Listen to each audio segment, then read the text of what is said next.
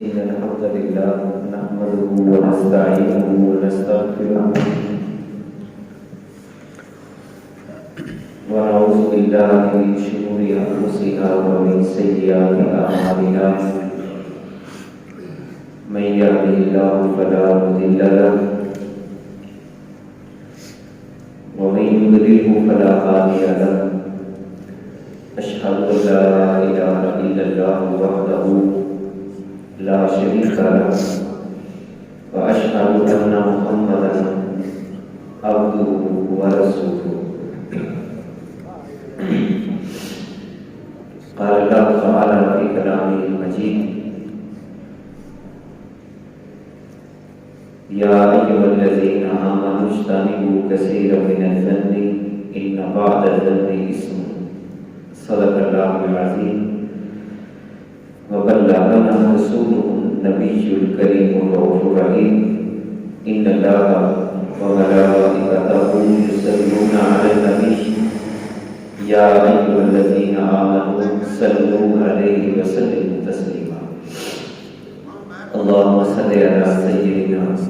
وحبيبنا محمد وبارك وسلم عليه الصلاة والسلام عليك يا رسول الله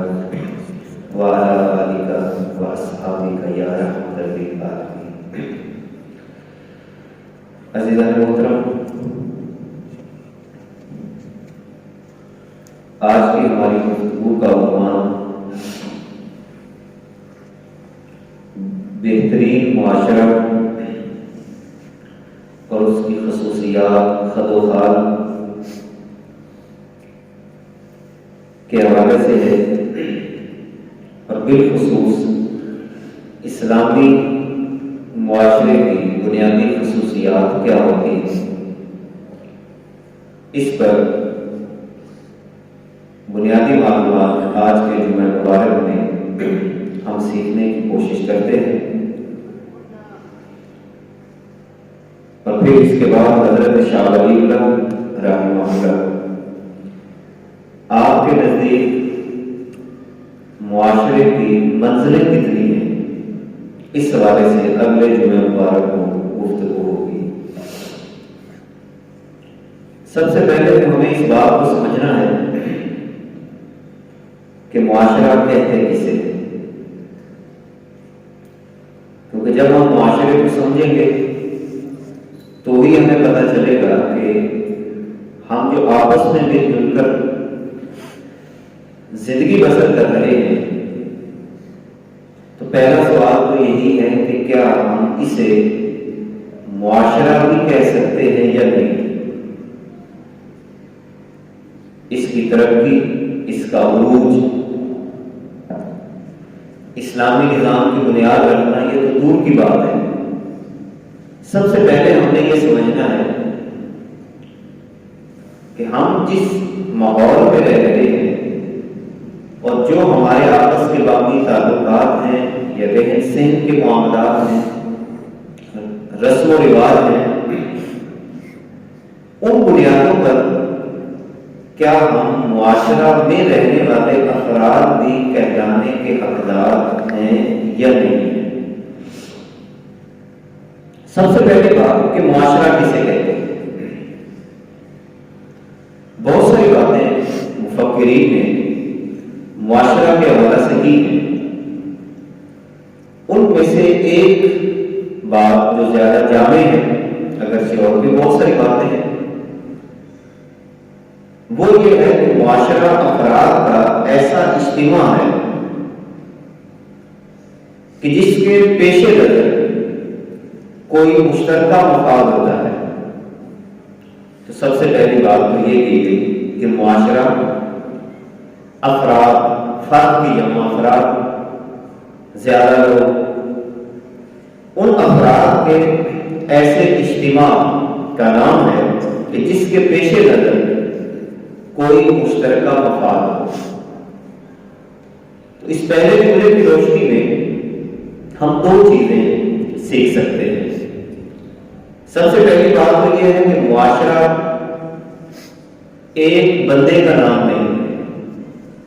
یہ کئی لوگوں کے مجموعے کا نام ہے۔ گویا کہ اگر ایک بندہ یہ سوچ بنا لیتا ہے کہ میں نے الگ تھلگ نہیں رہنا ہے، خاندان سے الگ ہو جاتا ہے، لوگوں سے الگ ہو جاتا ہے اور اپنی مرضی کی زندگی کو بسر کرنے کی کوشش کرتا ہے، تنہائی پسند جس کو کہتے ہیں، تو ہم یہ کہہ سکتے ہیں کہ ایسا بندہ معاشرے کے دائرہ کار کے اندر نہیں آئے گا۔ اور اسلام نے بھی ہمیں تنہا رہنے کی بجائے معاشرے میں رہنے کو ترجیح دی ہے،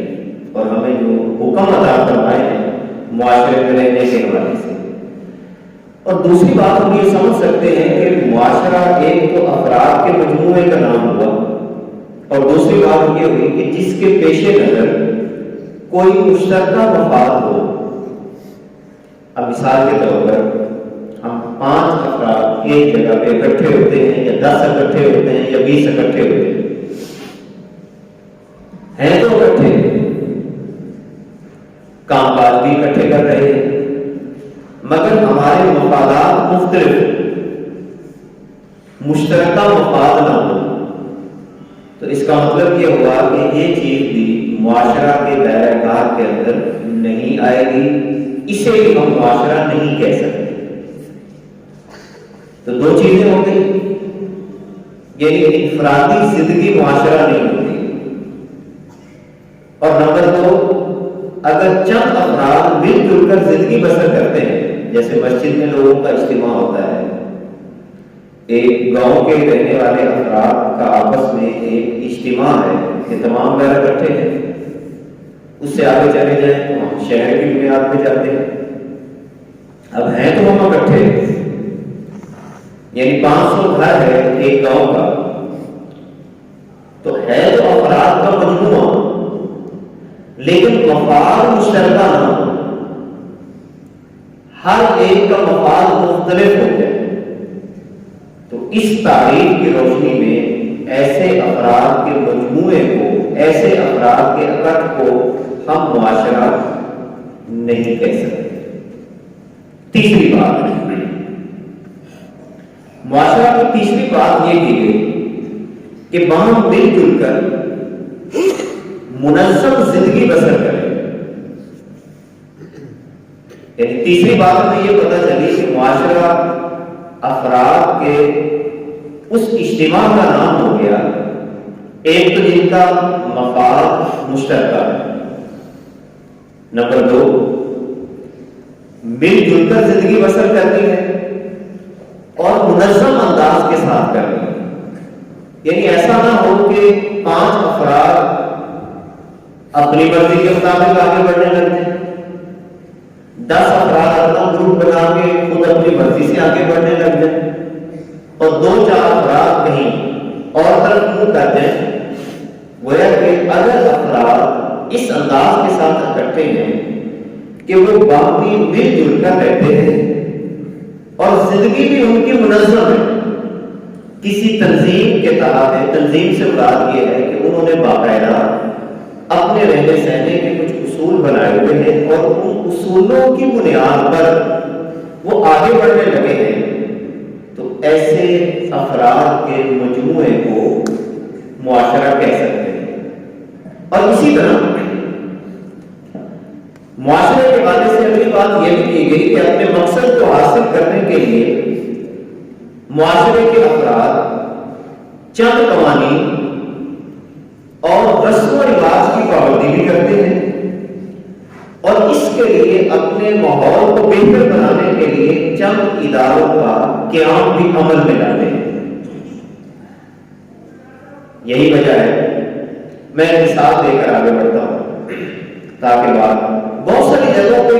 ہم کام یہ کرتے ہیں مگر ہماری اجتماعی سوچ پیدا نہیں ہوتی۔ میں جمعے کی مثال دینا چاہوں گا، آسانی سے سمجھ آنے والی۔ آج ہم نے جمعہ پڑھنا تھا، اب جمعے کے قیام کے لیے، یعنی جو یہ سروس ہم پیش کرتے ہیں، باقی جمعہ تو قائم ہوتا ہی ہے، ایک بندے نے خطبہ دینا ہے، ایک بندے نے مسجد کی صفائی کا بھی انتظام کیا ہے، کسی نے مثال کے طور پر ابھی ہمارے اسپیکر خراب تھے تو کچھ لوگ ان اسپیکروں کو درست کرنے کے لیے مصروف تھے،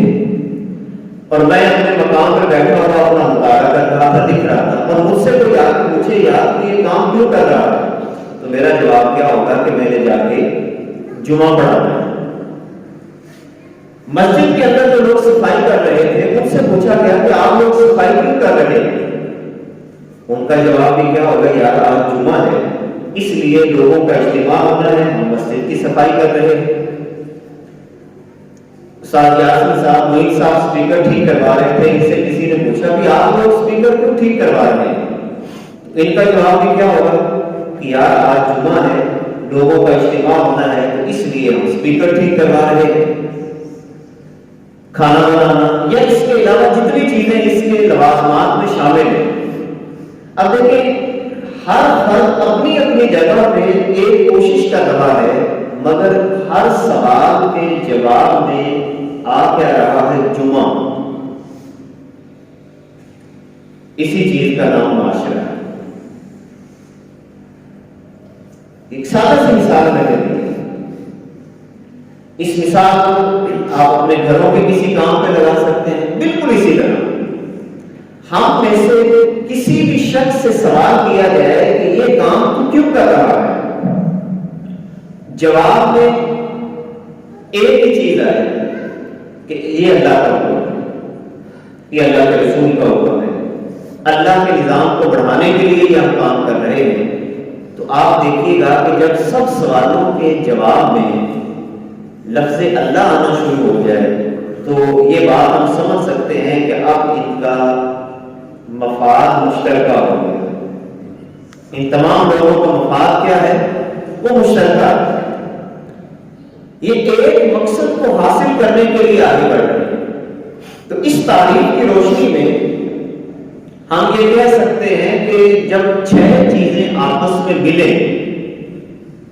تو معاشرہ ہوتا ہے۔ اب ان 6 چیزوں کی روشنی میں سب سے پہلے تو ہم نے یہ طے کرنا ہے کہ جس ماحول میں، جس گلی میں، جس محلے میں ہم رہتے ہیں، ہم معاشرہ بھی ہیں یا نہیں۔ ان میں سب سے پہلی چیز کیا ہو گئی کہ معاشرہ ایک سے زائد افراد کا نام ہے۔ نمبر 2، ان کے پیش نظر کوئی مشترکہ مفاد ہوتا ہے۔ نمبر 3، مقصد کو حاصل کرنے کے لیے مل جل کر جدوجہد کرتے ہیں، یعنی ایسا نہیں ہے کسی کا منہ اور ہوتا ہے، کسی کا منہ اور ہوتا ہے، کسی طرف ہوتا ہے، سارے مل جل کر اپنی محنت کرتے ہیں، اور پھر اس کے بعد تمام لوگوں کا جو طرز معاشرت ہے، رہن سہن کا طریقہ، وہ بھی تقریباً ایک جیسا ہو، عادات تقریباً ایک جیسی ہوں، اور اسی طرح سارے کے سارے افراد مخصوص قواعد و ضوابط کی پابندی کرتے ہیں۔ جب یہ 6 چیزیں آپس میں ملتی ہیں تو اس سے ایک معاشرہ پیدا ہوتا ہے۔ اب یہ بھی اسلامی معاشرے کی بات ہم نہیں کر رہے، کسی بھی معاشرے کے لیے ان 6 چیزوں کا ہونا ضروری ہے۔ مزید آگے ہم بڑھتے ہیں کہ معاشرہ جو ہوتا ہے اس کو بنانے کے مقاصد کیا ہے، کیوں بنتا ہے؟ سب سے پہلا مقصد معاشرے کا یہ ہوتا ہے کہ ہر شخص کی انفرادی ترقی پہ زور دیا جائے۔ اگر کسی معاشرے میں لوگوں کی انفرادی ترقی میں رکاوٹ پیدا کی جاتی ہے، ہم اسے معاشرہ نہیں کہہ سکتے۔ مثال کے طور پر آپ نے دیکھا کہ ہمارے علاقے میں، ہمارے خاندان میں ایک شخص ایسا ہے جو کسی معاملے میں ذہانت رکھتا ہے، کسی کام میں ذہانت رکھتا ہے، اللہ رب العزت نے اسے کسی صلاحیت سے نوازا ہے، اور لوگوں نے سوچا یار اس بندے میں یہ صلاحیت ہے، ہمیں اسے کام لینا چاہیے، اس کو پروموٹ کرنا چاہیے، اگر اس کو مالی معاونت کی ضرورت ہے تو اس کی مالی معاونت کرنی چاہیے۔ اگر اس کی اخلاقی معاملت کی ضرورت ہے تو ہمیں اس کی اخلاقی معاملت کرنی چاہیے، یعنی اس کو ہلا شیری جس کو ہم کہتے ہیں کہ بھی بہت اچھا کام کر رہا ہے، تو اس کا مطلب یہ ہوا کہ میں سادہ لفظوں میں اس کو یوں کہوں گا کہ جب کسی معاشرے میں ایک بندہ اچھے کام کرنے کی صلاحیت رکھتا ہو تو اس کی ٹانگیں کھینچنے کی بجائے اس کو زیادہ سے زیادہ پروموٹ کرنا یہ اچھے معاشرے کی تکمیل کا مقصد ہوتا ہے۔ اب بندہ تو ایک کام کر رہا ہوتا ہے مگر اصل میں وہ پورے معاشرے کا بھرم ہوتا ہے۔ ہم یہ سمجھتے ہیں کہ شاید یہ آگے نکل جائے گا اور ہم پیچھے رہ جائیں گے، ایسا نہیں ہوتا۔ آپ مثال اس کی یوں سمجھیں کہ ایک جنگ کے اندر ہر بندہ تو آگے نہیں لڑ رہا ہوتا، یا ہمارا ایک فوجی جو ہے جب وہ کسی میدان جنگ کے اندر لڑ رہا ہوتا ہے ہم تو پیچھے بیٹھے ہوتے ہیں، تو ہم پیچھے بیٹھ کر ان کو دعائیں دے رہے ہوتے ہیں، ان کے لیے کوئی جذبے پیش کر رہے ہوتے ہیں۔ جب وہ جیت جاتے ہیں تو گویا کہ پورا ملک جیت جاتا ہے۔ بالکل اسی طرح کسی بھی معاشرے کے اندر جب آپ دیکھیں کہ فلاں شخص کے اندر فلاں خوبی پائی جاتی ہے، تحقیق کی خوبی ہے، کام کی خوبی ہے، یا اس کے علاوہ اس کے اندر کوئی خوبی ہے تو اس کو پروموٹ کیا جائے، لوگوں کے سامنے اس کی اچھائی کو بیان کیا کریں تاکہ بہتر سے بہتر معاشرہ آگے پائے، تکمیل تک پہنچ سکے۔ دوسری چیز معاشرے کے مقاصد کے حوالے سے جو دوسری چیز بتائی جاتی ہے اس کو کہتے ہیں اجتماعی ترقی۔ اجتماعی ترقی کا مطلب یہ ہے کہ جتنے بھی باصلاحیت افراد ہیں ان کو ایک پلیٹ فارم پہ اکٹھا کیا جائے، ہر بندہ اپنی انفرادی ترقی میں آگے نہ بڑھتا چلا جائے، ان کو ایک پلیٹ فارم پہ بھی اکٹھا کرنا ہے۔ اب اس کے لیے بھی ضروری ہے کہ معاشرے کے بنیادی خلوصات کا مطالعہ کیا جائے۔ ایک پلیٹ فارم پہ کب اکٹھے ہوں گے؟ جب حسد نہیں ہوگا، جب کینہ نہیں ہوگا، جب بغض نہیں ہوگا، یا یوں سمجھ لیں کہ ایک بندے میں جب انفرادی ترقی کے حوالے سے یہ بات پیدا ہو جاتی ہے اور یہ بڑی خطرناک بیماری پیدا ہو جاتی ہے کہ میں ہی آگے بڑھوں، میرے علاوہ کوئی آگے نہ بڑھ سکے، یہ انفرادی ترقی میں ایک بہت بڑی رکاوٹ ہوتی ہے۔ ہمارے شیخ، ہمارے استاد ڈاکٹر مفتی مدد فریشہ صاحب دامت برکاتہم العالیہ تربیتی مراحل کے اندر وہ بڑی خوبصورت بات ارشاد فرماتے ہیں کہ سب سے پہلی بات یہ ہے کہ اللہ رب العزت نے جو صلاحیتیں آپ کو عطا کی ہیں ان صلاحیتوں کو اللہ کی مخلوق کی مدد کے لیے پیش کر دو۔ اللہ نے آپ کو علم دیا ہے تو علم میں آگے بڑھے، کوئی اور صلاحیت دی تو اس صلاحیت میں آگے بڑھے، اور دوسرا کام یہ کرنا ہے آپ نے کہ جو صلاحیت اللہ نے آپ کو عطا کی ہے اس صلاحیت کے بندے پیدا کریں۔ اللہ نے آپ کو جو فن عطا کیا ہے اس فن کے بندے پیدا کریں گا پیدا۔ اب اللہ نے آپ کو علم اگر عطا کیا ہے تو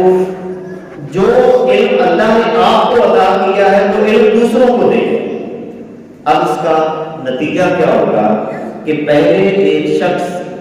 جو انفرادی ترقی کر رہا تھا اس نے اپنی صلاحیت کے اور بندے پیدا کر کے اس انفرادی ترقی کو اجتماعی ترقی کے اندر کیا کر دیا؟ تبدیل کر دیا۔ اب اس کی مثال میں آپ کو دوں گا رسالت امام صلی اللہ علیہ وسلم کی سیرت طیبہ، یعنی اس ذہن کو ختم کرنے کے لیے کہ اگر میں نے اپنا فن کسی کو دے دیا تو میں پیچھے رہ جاؤں گا۔ اور بالفرض محال، بڑے پیار سے یہ بھی میں بات کرنے لگا ہوں، بالفرض محال اگر میں اپنا فن، اپنا علم کسی کو بانٹ دیتا ہوں اور میرے اس فن یا میرے علم کی وجہ سے کوئی مجھ سے آگے بڑھ جاتا ہے تو مجھے اس سلسلہ میں بھی پریشان ہونے کی ضرورت نہیں ہے کہ اللہ کی عطا ہوتی ہے، کیونکہ رسالت امام صلی اللہ علیہ وسلم نے حدیث پاک میں ارشاد فرماتے ہیں کہ بہت سارے سیکھنے والے سکھانے والوں سے آگے نکل جاتے ہیں۔ میں بھی ہمیں پریشان ہونے کی ضرورت نہیں ہے کہ اگر میں نے کسی کو علم دیا ہے اور جس کو میں نے علم دیا ہے وہ مجھ سے بڑا ہو گیا ہے علم کے حوالے سے، تو کوئی بات نہیں رہے گا، تو آپ کا شاگرد ہی ہے اور آپ کا نام بھی روشن کرے گا، تو لہذا اس حوالے سے بھی پریشان ہونے کی ضرورت نہیں ہے۔ تو انفرادی ترقی کو اجتماعی ترقی کے اندر بدلنے کے لیے ضروری ہے کہ جو صلاحیت اللہ نے آپ کو عطا کی ہے وہ صلاحیت لوگوں کے اندر آپ پیدا کیجیے۔ تیسری چیز جو انتہائی ضروری ہے وہ اخلاقی ترقی ہے۔ بعض دفعہ جب معاشرہ آگے بڑھتا ہے تو اخلاقی گراوٹ کا شکار ہو جاتا ہے۔ نبی کریم صلی اللہ علیہ وسلم نے جو کچھ اللہ نے آپ کو عطا کیا آپ نے اپنے صحابہ میں بانٹ دیا۔ ایک سادہ سی مثال ہے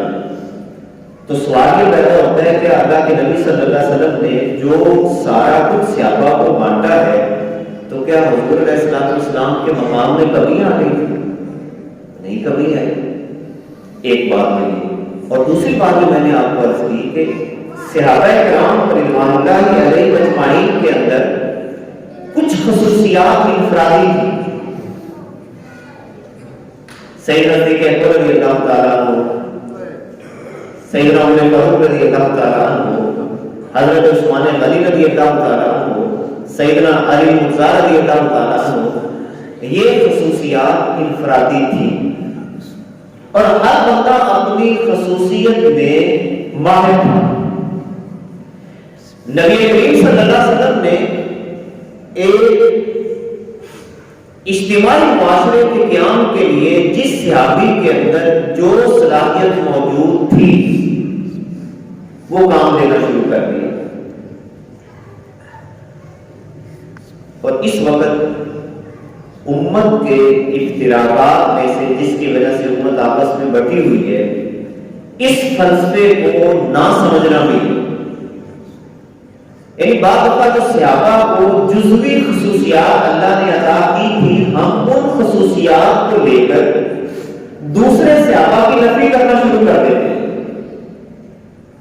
اب یہ تو درست نہیں۔ مثال کے طور پر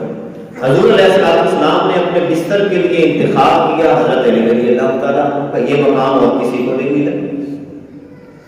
مگر اپنے سفر ہجرت کے لیے ساتھی کا انتخاب کیا ہے سیدنا صدیق اکبر رضی اللہ تعالیٰ عنہ، یہ اب مقام حضرت علی کو نہیں ملا۔ حضرت عمر رضی اللہ تعالیٰ عنہ کو جو مقام ملا ہے انفرادی حیثیت کے حوالے سے وہ مقام کسی اور صحابی کو نہیں ملا۔ تو گویا کہ حضور علیہ السلام نے جو معاشرہ پیش کیا تھا ان کے اندر یہ چیزیں نہیں تھیں، ہم چونکہ خود اس ذہن کے مالک ہیں اس لیے صحابہ کے درمیان بھی ہم اسی بنیاد پر تفریق کرنے کی کوشش کرتے ہیں۔ لہذا یہ اصول ذہن میں رکھیں، ہر بندہ ہر صلاحیت کا مالک نہیں ہوتا، تو اس حوالے سے ایک تو اخلاقی پستی کا کبھی شکار نہ ہو، جتنا اللہ آپ کو عروج عطا کرے اتنا آپ کی اخلاقیات کے اندر بہتری آتی چلی جائے، عاجزی آتی چلی جائے، آپ کی زبان میں مٹھاس پیدا ہو جائے، آپ کے معاملات کے اندر خوبصورتی پیدا ہو جائے۔ ایک تو یہ چیز ہے بہتر معاشرے کی تکمیل کی۔ اب اس حوالے سے اسلامی معاشرے کی جو خصوصیات ہوتی ہیں ان میں سب سے پہلی خصوصیت تو یہ ہے کہ اسلامی معاشرے کے تمام افراد ان کی فکر اور عمل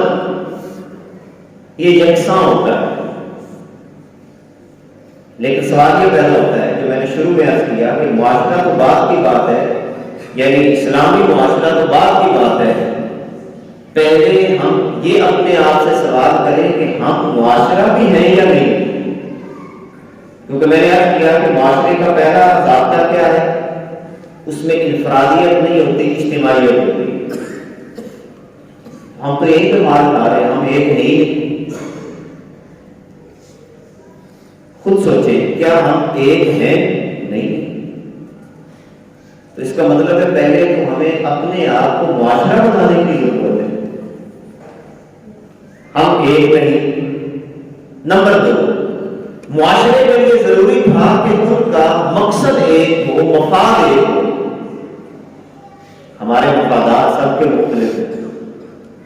کسی سے پوچھا جائے کہ ہاں بھی آپ کا مفاد کیا ہے، وہ تو کہتا ہے کہ میں نے بس زمینیں ہتھیانی جیسے مرضی ہتھیان۔ دوسرا کہتا ہے کہ میرا مفاد تو یہ ہے کہ لوگوں کو ذلیل کرنا ہے، میں ذلیل کرتا رہتا ہوں۔ تیسرے شخص کا مفاد کچھ اور ہوتا ہے۔ جبکہ بندہ مومن سے جب سوال کیا جاتا ہے کہ تیرا کوئی ذاتی مفاد ہے، وہ کہتا ہے میرا ذاتی مفاد نہیں ہے، میں جو محنت کروں گا، جو عمل کروں گا، جو سوچ بناؤں گا، وہ صرف اللہ اور اس کے رسول کو راضی کرنے کے لیے کروں گا۔ تیسری بات اس سلسلہ میں ہے کہ معاشرہ کے لیے ضروری ہے کہ اس میں اخوت اور محبت ہو۔ نبی رحمت صلی اللہ علیہ وسلم نے یہ ارشاد فرمایا کہ مسلمان کا بھائی ہے، اور سورہ حجرات کے اندر بھی اللہ کی عزت نے یہی بات کی کہ سب مسلمان آپس میں بھائی بھائی ہیں۔ اور پھر نبی کریم صلی اللہ علیہ وسلم نے یہ بھی ارشاد فرمایا کہ کوئی شخص اس وقت تک مومن نہیں ہو سکتا جب تک کہ وہ اپنے بھائی کے لیے وہ پسند نہ کرے جو اپنے لیے پسند کرتا ہے۔ اب ان ساری چیزوں کا تو ہمارے یہاں فقدان ہے، نابین ہے، نظر نہیں آتی۔ میں اپنے لیے عزت پسند کرتا ہوں، دوسرے کی عزت نہیں کرتا۔ میں اپنی ماں بہن کی عزت کو پسند کرتا ہوں کہ اس کی عزت کی جائے، مگر دوسرے کی ماں بہن کی عزت نہیں کرتا۔ میں اپنے بچوں کو پڑھانا چاہتا ہوں، مگر دوسروں کے بچوں کے لیے یہ چاہتا ہوں کہ جاہل رہیں۔ کتنی ایسی باتیں ہیں کہ ہمارے مفادات ہی مختلف ہیں، اور بعض دفعہ اپنے لیے مفاد اور ہوتا ہے، دوسروں کے لیے مفاد اور ہوتا ہے۔ جب میرا اور آپ کا ذہنی مفاد ہی مختلف ہو جائے گا، ہم ساری عمر ٹیل بھی لگا کے اچھا معاشرہ نہیں بنا سکتے۔ اسی لیے معاشرے کی ترقی کے لیے ضروری ہے کہ اس میں مکمل مساوات، کسی قسم کی رتی برابر بھی اس کے اندر تفریق نہ ہو، مکمل قسم کی مساوات۔ یعنی اسلامی معاشرے کا تقاضا ہے کہ اس میں خاندان، حسب و نسب یا دولت کی بنیاد پہ کسی کو مرتبہ نہیں دیا جائے۔ یہ اسلامی معاشرے کا بنیادی اصول ہے کہ کسی بھی شخص کو خاندان کی بنیاد پہ مرتبہ نہیں دیا جا سکتا کہ یہ فلاں خاندان سے تعلق رکھتا ہے۔ حسب و نسب کی بنیاد پہ آپ درجہ نہیں دے سکتے، دولت کی بنیاد پہ درجہ نہیں دے سکتے۔ تو سوال اپنے آپ سے کریں، کیا ہم نے یہ درجہ بندی ذہنی طور پر ختم کر لی ہے یا نہیں کی؟ اگر تو نہیں کی تو پھر ہم ایک بہتر معاشرہ نہیں بن سکتے، اور اگر کر لی ہے تو اللہ کی عزت آپ کو اس میں برکتیں عطا فرمائے۔ اسی طرح نہ ہی کسی کو اپنے پیشے اور پیدائش کی بنیاد پہ ذلیل سمجھا جا سکتا ہے۔ یہ بھی اسلامی معاشرے کے بنیادی خصائص کے اندر یہ چیز شامل ہے۔ اسی طرح بہت ساری ایسی چیزیں ہیں۔ ایک چیز آخری ذکر کر کے آج کی اپنی گفتگو کو میں ختم کرتا ہوں، پھر اگلے جمعہ مبارک میں اس پر مزید گفتگو ہوگی۔ حضرت شاہ ولی اللہ رحمہ اللہ کے نزدیک معاشرے کی 4 بنیادی منازل کیا ہیں۔ حضرت شاہ ولی اللہ یہ بات لکھتے ہیں کہ لوگوں کے اکٹھ کی صورت میں اگر وہ 4 چیزیں ان میں موجود نہیں ہیں تو آپ اسے معاشرہ کہہ ہی نہیں سکتے۔ معاشرے کے لیے یہ بات ضروری ہے کہ ان میں وفاداری کا مطلب یہ ہے کہ آپ جب ان افراد کو دیکھیں، میں مثال دینا چاہتا ہوں۔ مثال کے طور پر کسی نے کسی بستی والوں کو دیکھا، مثال کے طور پر ایک بندہ 56 جیڑی میں آتا ہے، یہ مثال سمجھانے کے لیے آپ کسی گاؤں میں جاتے ہیں، 54 جیڑی میں جاتے ہیں، 55 جیڑی میں جاتے ہیں، 59 جیڑی میں جاتے ہیں۔ جب اس سے پوچھا گیا کہ یار تم نے وہاں کے لوگوں کے رویوں کو کیسا دیکھا، اور اگر جواب میں وہ یہ کہے کہ یار فلاں جگہ پہ رویہ میں نے یوں دیکھا، فلاں جگہ پہ یوں دیکھا، فلاں جگہ پہ یوں دیکھا، تو یہ بات اٹل ہے کہ اب یہ گاؤں معاشرہ نہیں ہے. اور اگر آبزرو کرنے والا جا کے یہ بتایا کہ اوپر سے نیچے تک میں نے تمام لوگوں کا رویہ بالکل برابر دیکھا. مثلا ان کے کھانے پینے کے آداب سب کے بہت اچھے. یہ نہیں کہ لنگر کھلتا ہے تو بھاگ پڑتے ہیں. وہ بھاگے جیسے زندگی میں کبھی کھانا ہی نہیں دیکھا. اس کا مطلب یہ ہوا کہ آپ ایسے معاشرے کو اچھا معاشرہ نہیں کہہ سکتے. وہ جا کے کہتا ہے کہ جناب ان کی نشست و برخاست، یعنی کہ جب اکٹھے ہوتے ہیں جیسے ابھی آپ اکٹھے ہوئے ہیں اور یہاں سے اٹھ کے باہر جائیں گے، وہ بالکل ایک سنجیدہ مزاج لوگوں کی طرح ہو کہ کوئی ہلڑ بازی نہیں ہے، کوئی دھکم پیڑ نہیں ہے، بڑی محبت سے سارے لوگ جا رہے ہیں. ساروں کا رویہ اسی طرح دیکھا. میل جول کے آداب، صداقت اور امانت، عدل و انصاف، رحم و کرم، تمام چیزیں برابر دیکھی. جب یہ وزاداری برابر ہو جائے اور آبزرو کرنے والا یہ کہے کہ فلاں بستی فلاں علاقے کے یہ تمام امور مجھے یکساں نظر آئے ہیں، تو گویا کہ اس نے آپ کے اچھے معاشرے کی گواہی دی. اور اگر جا کے یہ کہے کہ میں نے دیکھا ہے کہ وہاں پر تو ایک ظالم بندہ بیٹھا ہو،